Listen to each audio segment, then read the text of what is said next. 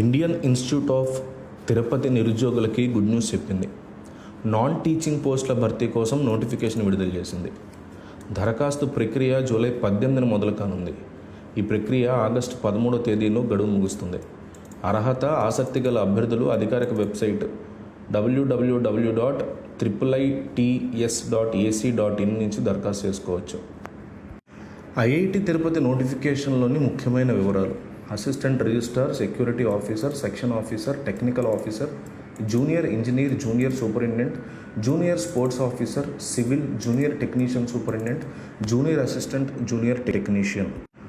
ఒక్కో పోస్టుకు సంబంధించినటువంటి వివరాలు www.iits.ac.in/careers/iits.in/staff ఈ లింక్ మీద మీరు ఈ వెబ్సైట్ని ఓపెన్ చేసి మీరు చెక్ చేసుకోవచ్చు.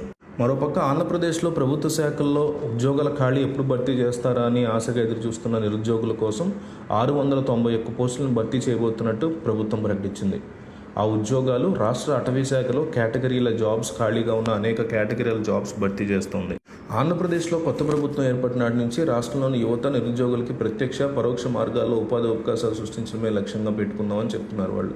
ఇందులో భాగంగా తాజాగా అటవీ శాఖ ఫారెస్ట్ డిపార్ట్మెంట్లో ఖాళీ అయిన స్థానాలు భర్తీ చేసేందుకు అప్లికేషన్ స్వీకరిస్తోంది.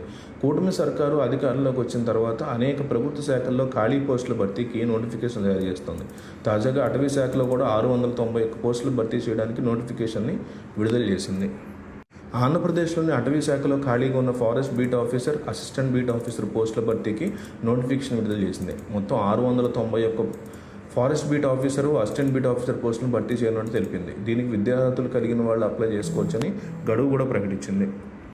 ఏపీలో 691 ఫారెస్ట్ డిపార్ట్మెంట్ ఉద్యోగాలకి జూలై 16 నుంచి ఆగస్టు 5 వరకు దరఖాస్తు చేసుకునే అవకాశం కల్పించింది.